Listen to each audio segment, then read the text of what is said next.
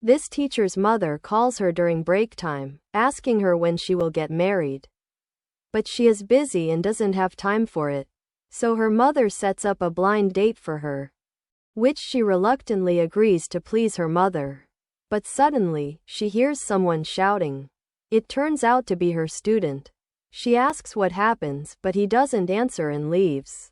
The next day, during lunch break, that student stays in class while his classmates go to get lunch. Concerned, the teacher asks why he doesn't eat. He says he is not hungry, but his stomach suddenly growls. She smiles and offers to buy him lunch while promising to keep it a secret from his friends. He finally agrees and both of them have lunch together. While eating, the boy finally tells her that his parents are getting a divorce. His mom left, so he doesn't bring lunch that day.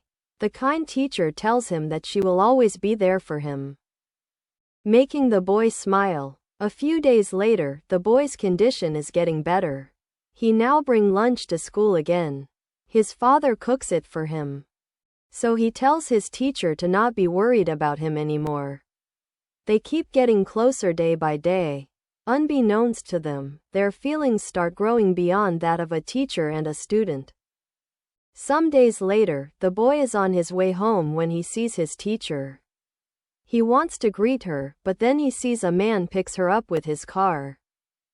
The man is the person that the teacher's mother sets up to date her. She doesn't like him, but still goes on a date with him for her mother. The next day, the boy asks her to stop seeing each other again. He thought she is just being nice to him because of his family problem, so he tells her he is fine now. The boy wants to leave, but the teacher stops him and suddenly kisses him.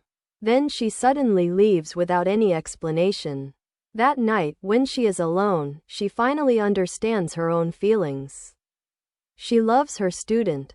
So the next day, she meets him again and tells him her feeling. However, they can't become lovers because they are a teacher and a student. So they just keep their feelings to each other.